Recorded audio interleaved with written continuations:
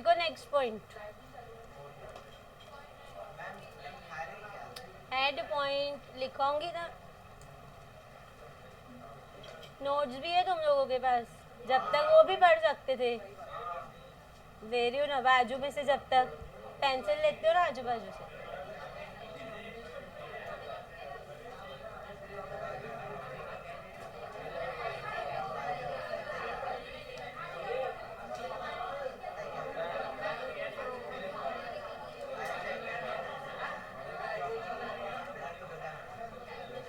लिखो next, habitual goods. बातें बंद करो अब।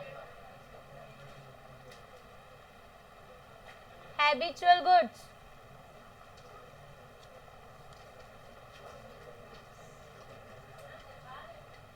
हेड पॉइंट है हैबिचुअल गुड्स। अब ध्यान दो, हैबिचुअल गुड्स कौन से प्रोडक्ट होते हैं? ऐसे गुड्स जिनकी हमको आदत होती है, जिनका हमको एडिक्शन रहता है। तो ऐसे प्रोडक्ट की प्राइस बढ़े या कम हो, उनकी डिमांड में कुछ भी चेंज होता, जैसे से फॉर एग्जाम्पल, अब किसी को क्या हुआ,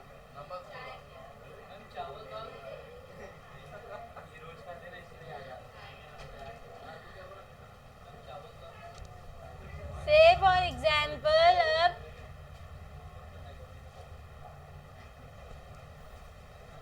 कोरोना के टाइम पे आप लोगों ने देखा था लिकर की शॉप्स, तो कोई कोई लोग ब्लैक में भी उसको, या जैसे ही लॉकडाउन खुल गया, लिकर की शॉप्स खुल गई, तो लिकर महंगा मिलने के बावजूद भी लोग उसकी डिमांड, ऐसे लंबी लंबी लाइनें रुकी हुई थी, है ना। तो क्या हुआ, मतलब कि लिकर की प्राइस ज़्यादा थी, according to the law demand क्या होनी चाहिए थी, बट डिमांड कम हुई, क्या डिमांड क्या हो गई, क्यों? क्योंकि वो एक हैबिचुअल गुड है, जिसको आदत है, जिसको लगती है उसको चाहिए, फिर महंगी मिले, यहाँ समझ में आ रहा है आप लोगों को?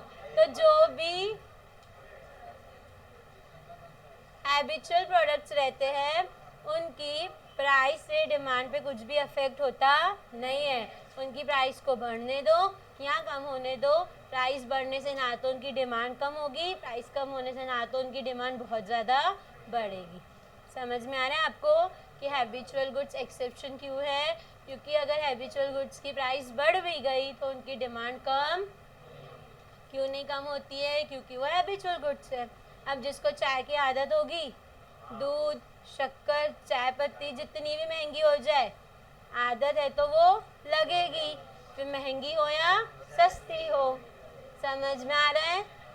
क्लियर है? लिखो next point, ignorance. Ignorance, IGNORANCE।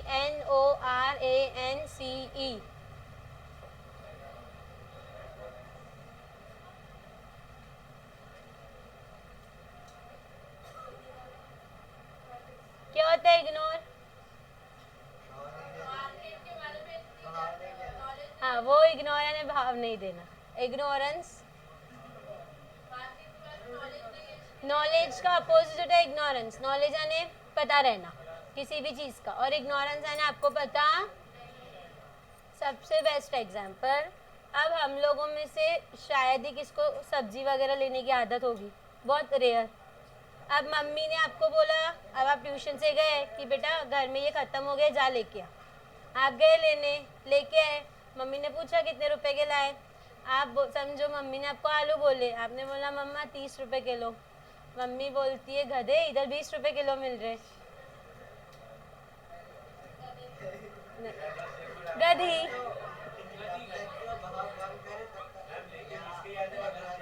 आप देखो क्या हो रहा है, हमारे पास मार्केट की नॉलेज, हमें एग्जैक्ट पोटैटोज का प्राइस ही पता नहीं कि करंटली मार्केट में उनका प्राइस क्या चल रहा है।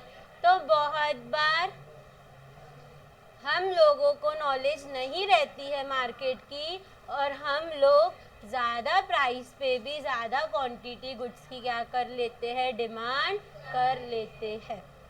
जैसे अब आपको एक्चुअल मार्केट प्राइस पता नहीं थी, तब 30 रुपीज़ पे भी आपने क्या की उसकी डिमांड।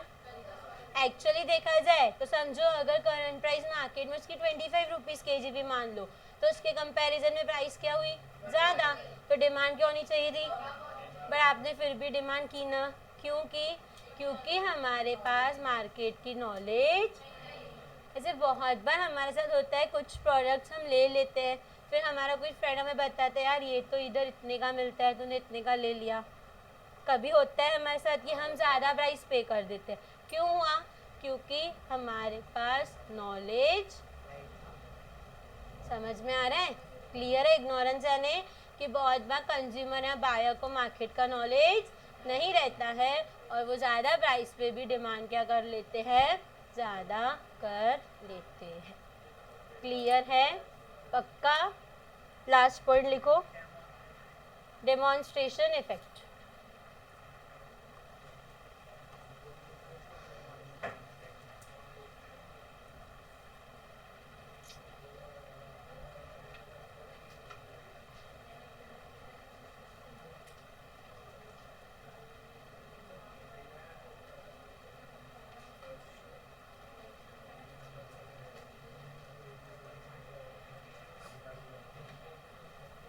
अब ध्यान दो, ये डेमोन्स्ट्रेशन इफेक्ट यानी क्या होता है। डेमोन्स्ट्रेशन इफेक्ट का मतलब होता है कि हमारी सोसाइटी में कुछ लोग ऐसे रहते हैं जो एकदम हायर क्लास के रहते हैं, कुछ लोग मिडिल क्लास से बिलोंग करते हैं और कुछ लोग। अब अपने अपनी कंडीशन के हिसाब से हर कोई अपनी डिमांड क्रिएट करता है, but still there are some people in the society जिनको हाई क्लास, जो high level high income group रहते हैं, उनको कॉपी करते हैं। कॉपी करते आने, उनका जैसा स्टाइल रहता है रहने का, उनका जैसा स्टैंडर्ड ऑफ लिविंग रहता है, किसका, हाई क्लास पीपल का, तो बहुत बार लो क्लास पीपल भी उनको क्या करते हैं, इमिटेट यानी उनको कॉपी करने की कोशिश करते हैं। अब जो हाई क्लास है, प्राइस ज़्यादा भी हो तो उनको कुछ अफेक्ट पड़ेगा क्या, हाई प्राइस पे भी वो डिमांड क्रिएट करेंगे, बट जो लो क्लास है उन्होंने क्या किया, हाई प्राइस पे भी गुड्स की डिमांड की। क्योंकि they were trying to imitate the high income group. Imitate का मतलब होता है कॉपी करना, ठीक है। तो देखो डेमोन्स्ट्रेशन इफेक्ट यानी क्या, जो लो क्लास, जो लो लेवल इनकम ग्रुप रहता है, वो बहुत बार क्या करते हैं, जो हाई लेवल इनकम ग्रुप है उनको कॉपी करने की कोशिश करते हैं। मतलब उनका जैसा स्टाइल रहता है, उनका जैसा कंजम्पशन पैटर्न रहता है, ये भी उनको फॉलो करने की कोशिश करते हैं। अब सीधी सी बात है, वो तो हाई क्लास है तो डेफिनेटली वो प्रोडक्ट्स भी कैसे यूज़ करेंगे, हाई क्वालिटी के जनरली। हाँ, अब जो लो क्लास है वो क्या कर रहा है, उनको कॉपी कर रहा है, मतलब वो भी क्या कर रहे हैं, हाई क्वालिटी यानी हाई प्राइस गुड की डिमांड वो भी मार्केट में क्रिएट कर रहे हैं। जबकि प्रोडक्ट का प्राइस ज़्यादा है तो उसकी डिमांड ज़्यादा होनी चाहिए क्या, नहीं, बट फिर भी लोग उसकी डिमांड कर रहे, क्यों, टू कॉपी अदर्स। एक टाइम रहता था यहाँ पे आईफोन्स ज़्यादा कोई यूज़ करता, जैसे जैसे लोगों ने यूज़ करना स्टार्ट किया उनकी देखा देखी में, भले उतने पैसे हो नहीं हो, भले बैंक से लोन लेंगे ईएमआई पे, लेकिन लोगों ने आईफोन नहीं बेची, नहीं वो ऐसे ही, कैसे मजाक कर रहा है। तो क्या किया हम लोगों ने, मतलब जिसने भी ऐसा किया उन्होंने क्या किया, हाई क्लास ग्रुप को इमिटेट करने की कोशिश की और इसलिए उन्होंने हाई प्राइस प्रोडक्ट की भी मार्केट में क्या क्रिएट की, डिमांड क्रिएट की। क्लियर है, डेमोन्स्ट्रेशन इफेक्ट यानी क्या होता है, पक्का। ये थे आप लोगों के एक्सेप्शंस, ठीक है। अब ये लॉ ऑफ डिमांड बहुत बार पेपर में आता है 8 मार्क के लिए, विथ एक्सेप्शंस। ये बार इको का हाईएस्ट गया 97 मार्क्स, खुशबू पंजवानी को 97 मार्क्स इन इकोनॉमिक्स। ट्यूशन के हाईएस्ट है रोशनी दानानी, 95 की 96% है। मार्क्स उनके मेरे को नहीं पता, नहीं 99 भी रहता है ना, 99 97 इधर से एक स्टूडेंट को खुशबू पंचा 1 kilo kaju katli.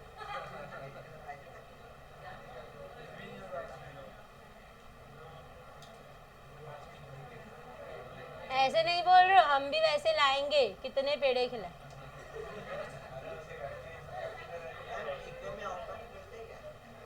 Economics SPOC इसमें लैंग्वेज नहीं, लैंग्वेज यानी जो ग्रामेटिकल मिस्टेक्स होती है ना वो इसमें कंसीडर नहीं होती है। आपने इसकी जगह वॉज भी लिखा तो चलता है, हैव की जगह एज भी लिखा तो जानबूझ के मत कर,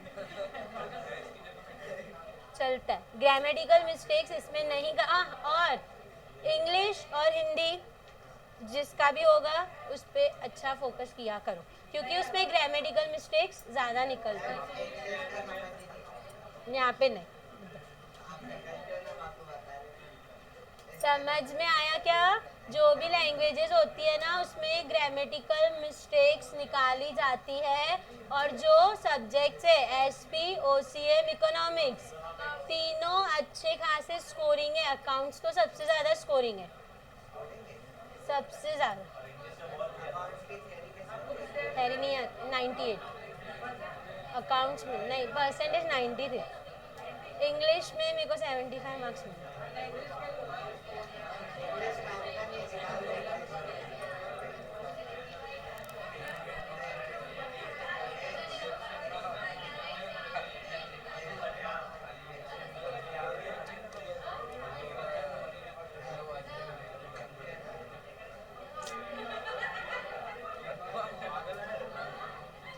क्या है ये, क्लास में बैठो ना आप लोग।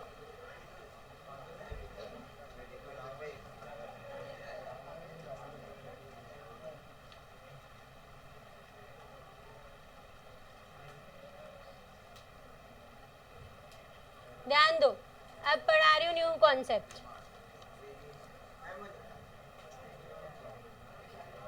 सिर्फ एक ही टॉपिक है, फिर चैप्टर ही खत्म हो जाएगा। ध्यान दो। अब अगर तुम लोगों ने एक चीज ऑब्जर्व की होगी तो अब तक हमने जो लॉ ऑफ डिमांड पढ़ा उसका जो स्टेटमेंट था उसमें हमने हमेशा ये वर्ड यूज किया कि प्राइस बढ़ेगी तो डिमांड कम होगी। तो बढ़ने के लिए अब तक मैंने आपको एक बार भी इंक्रीज वर्ड नहीं यूज करवाया कि when the price rises demand falls, कहीं पे भी डिमांड डिक्रीज वर्ड यूज, या when the price falls demand rises, हमने कहीं पे भी increase word use.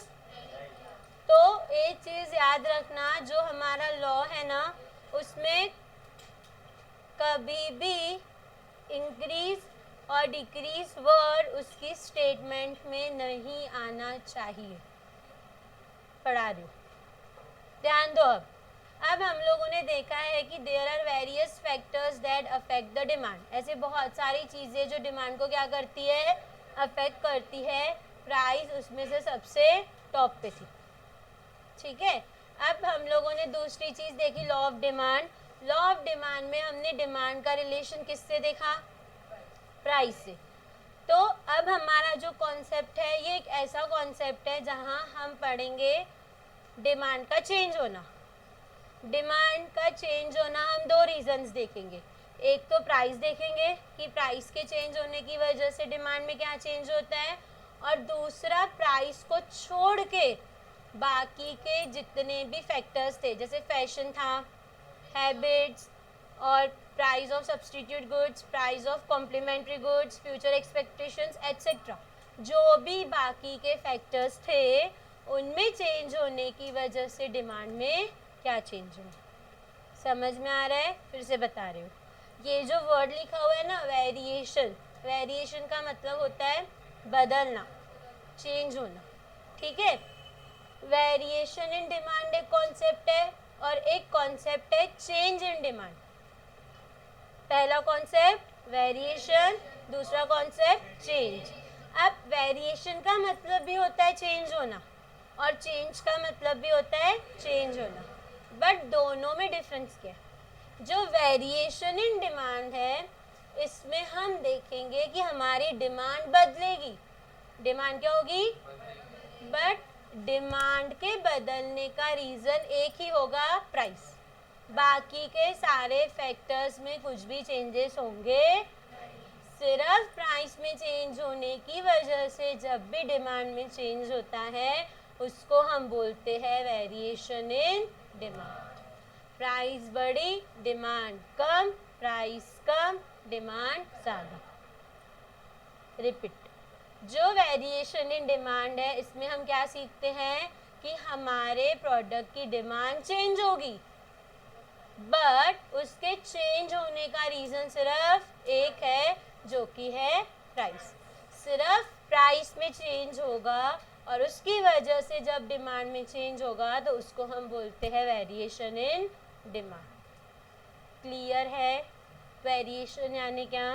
When the demand changes due to the change in price only, other factors will remain constant. बाकी के फैक्टर्स के चेंजेस हम देखेंगे नहीं। क्लियर है? दूसरा है change in demand. Change in demand में क्या होगा? हमारे प्रोडक्ट की डिमांड बदलेगी और उसके बदलने के रीजंस होंगे बाकी के फैक्टर्स प्राइस को छोड़ के। से for example during the period of lockdown schools क्या हो गई? ऑनलाइन, जिसकी वजह से मोबाइल फोन्स की डिमांड क्या हो गई? Price was the change. क्या चेंज? रीजन क्या था? डिजास्टर आना, ठीक है। कोरोना आया, मास्क और सैनिटाइजर्स की डिमांड बढ़ गई, प्राइस की वजह से बढ़ी। क्या रीजन क्या था? मतलब नेचुरल या वेदर कंडीशंस बोलो, एटमॉस्फेयर बोलो, मतलब किसी और फैक्टर में चेंज होने की वजह से जब हमारी डिमांड में चेंज होता है, प्राइस में चेंज हम नहीं देखेंगे, उसको बोलते हैं चेंज इन डिमांड। लॉकडाउन लगा, रेस्टोरेंट सारे बंद हो गए, बाहर का जो फूड हम कंज्यूम करते, जंक फूड वगैरह, उसकी डिमांड क्या हो गई? उसकी प्राइस में चेंज हुआ। क्या समझ में आ रहा है आप लोगों को? पक्का? मोबाइल फोन्स की डिमांड बढ़ी, साथ साथ में स्पेक्स की भी डिमांड बढ़ी। अब स्पेक्स की प्राइस कम या ज़्यादा हुई? क्या उसका रीज़न था कि कॉम्प्लीमेंट्री, बच्चों की आंखें ख़राब हो रही थी, इसलिए पेरेंट्स ने क्या किया, उनको ग्लासेस लेके दिए कि आंखों पे ज़्यादा इम्पैक्ट। समझ में आ रहा है आप लोगों को कि जब भी प्राइस को छोड़ के दूसरे फैक्टर्स में चेंज आता है और उनकी वजह से हमारी डिमांड पे अफेक्ट होता है, उसको हम बोलते हैं चेंज इन डिमांड। क्लियर है क्या दोनों कॉन्सेप्ट? पक्का? अब ध्यान दो, चेंज इन डिमांड, वेरिएशन मतलब डिमांड में चेंज होगा, उसका रीज़न एक ही है, प्राइस। चेंज इन डिमांड यानी जब डिमांड बदलेगी, कब? जब दूसरे फैक्टर्स में चेंज होगा, प्राइस कांस्टेंट रहेगी। समझा? अब ध्यान दो, वेरिएशन इन डिमांड के है दो पार्ट्स, एक है एक्सपांशन इन डिमांड और एक है कॉन्ट्रैक्शन इन डिमांड।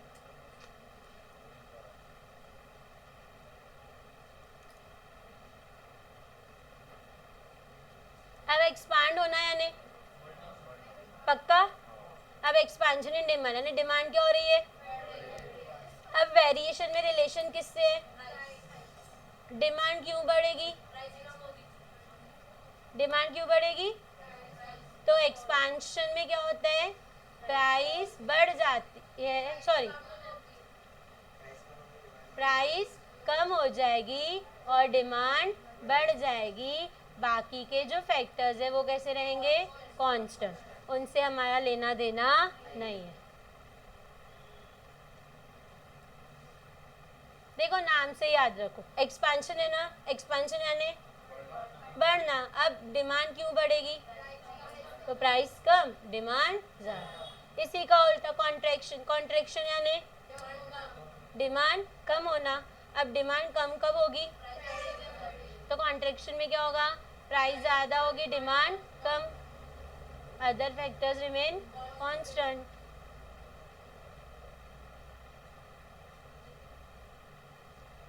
क्लियर है? पक्का? रिपीट, वेरिएशन इन डिमांड में क्या होगा? हमारी डिमांड में कुछ तो भी चेंज होगा, किसकी वजह से? बाकी के फैक्टर्स। वेरिएशन इन डिमांड के दो टाइप्स। एक्सपेंशन में डिमांड क्या होगी? बढ़ने का रीजन। बाकी के फैक्टर्स। बाकी लोग नींद में हो क्या? कॉन्ट्रैक्शन इन डिमांड में क्या होगा? डिमांड कम होने का रीजन। बाकी के फैक्टर्स। क्लियर है? पक्का? बढ़ूं आगे? वेरिएशन इन डिमांड का कॉन्सेप्ट क्लियर है? Demand changes due to change in price only, other factors will remain constant. पक्का? नेक्स्ट है चेंज इन डिमांड। अब चेंज इन डिमांड में क्या होगा? डिमांड चेंज होगी और डिमांड के चेंज होने का रीजन प्राइस। प्राइस में कुछ भी चेंज। अब देखो ये जो चेंज इन डिमांड है ना, इसके भी दो टाइप्स है, इंक्रीज और डिक्रीज। अब समझ में आया कि लॉ ऑफ डिमांड में हम इंक्रीज और डिक्रीज वर्ड क्यों नहीं यूज करते हैं? डिमांड का इंक्रीज और डिमांड का डिक्रीज, इसका रिलेशन अदर फैक्टर से होता है, ना कि प्राइस से। इसलिए लॉ ऑफ डिमांड में हम कभी भी इंक्रीज या डिक्रीज वर्ड यूज, क्योंकि लॉ ऑफ डिमांड में डिमांड का रिलेशन किससे है? प्राइस से। बाकी के फैक्टर्स कैसे है? समझ में आया कि क्यों हमारा जो लॉ ऑफ डिमांड है उसके स्टेटमेंट में इंक्रीज और डिक्रीज वर्ड नहीं आएगा। इंक्रीज, अगर मैंने बोला डिमांड इंक्रीज हुई है तो उसका रीजन होगा कुछ भी प्राइस को छोड़ के। जैसे मैंने बोला मास्क की डिमांड इंक्रीज हुई तो वो इंडिकेट करेगा कि प्राइस में चेंज नहीं हुआ है, कुछ और फैक्टर में चेंज हुआ जिसकी वजह से मास्क की डिमांड क्या हो गई? बढ़ गई। और जब अपन राइज या फॉल बोलते हैं तो वो इंडिकेट करता है रिलेशन प्राइस से। और लॉ ऑफ डिमांड में डिमांड का रिलेशन किससे दिखाया गया है? प्राइस से। इसलिए हम लॉ ऑफ डिमांड में कभी भी इंक्रीज या डिक्रीज वर्ड यूज, क्योंकि इंक्रीज और डिक्रीज इंडिकेट करता है डिमांड का रिलेशन अदर फैक्टर्स। समझ में आया? अब इसमें दो है, इंक्रीज इन डिमांड और decrease in demand.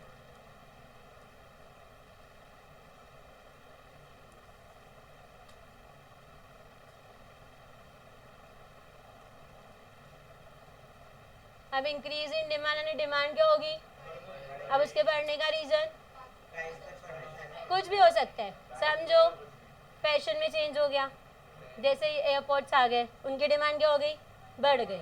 Decrease in demand, wire वाली जो ईयरफोन्स आती थी उनकी डिमांड क्यों कम हुई? फैशन में चेंज हुआ। समझ में आया? मतलब जो चेंज इन डिमांड है उसमें कोई भी फैक्टर होगा प्राइस को छोड़ के, वो फैक्टर की वजह से डिमांड बढ़ भी सकती है या। अब जो चीज़ फैशन में होगी उसकी डिमांड बढ़ गई, जो चीज़ आउट ऑफ फैशन होगी उसकी डिमांड। समझ में आ रहा है? किसी सब्स्टिट्यूट की प्राइस बढ़ जाती है तो जो दूसरा सब्स्टिट्यूट है उसकी डिमांड बढ़ जाएगी ना बेटा। एक सब्स्टिट्यूट की प्राइस बढ़ गई तो दूसरे सब्स्टिट्यूट की डिमांड भी बढ़ेगी, और जो सब्स्टिट्यूट की प्राइस बढ़ी थी उसकी डिमांड क्या हो गई? ट्यूबलाइट महंगी हो गई तो ट्यूबलाइट की डिमांड क्या हो जाएगी? और एलईडी बल्ब की डिमांड। अब एलईडी की प्राइस में कुछ इफेक्ट हुआ था क्या? प्राइस किसकी चेंज हुई थी? उसकी वजह से इफेक्ट किस पे हुआ? एलईडी की डिमांड पे। समझ में आया? पक्का? क्लियर है कि इंक्रीज इन डिमांड में डिमांड क्या होगी? बढ़ने का रीजन प्राइस रिमेनिंग कांस्टेंट, और डिक्रीज इन डिमांड में डिमांड क्या होगी? प्राइस रिमेनिंग, बाकी का कोई भी फैक्टर हो सकता है। क्लियर है? पक्का? बोलो वेरिएशन इन डिमांड यानी क्या? जब डिमांड चेंज होगी, डिमांड बढ़ भी सकती है और उसका रीजन, उसके दो टाइप्स। एक्सपेंशन में डिमांड क्या होगी? रीजन। कॉन्ट्रैक्शन में डिमांड, रीजन। पक्का? समझ में आया? चेंज इन डिमांड में क्या होगा? डिमांड क्यों चेंज होगी? प्राइस को छोड़ के, हाँ। उसके दो टाइप्स, इंक्रीज में डिमांड क्या होगी और डिक्रीज में डिमांड क्या होगी, प्राइस। पक्का समझ में आया? कोई प्रॉब्लम है? पक्का? इसकी diagram. Have a nice day, take care.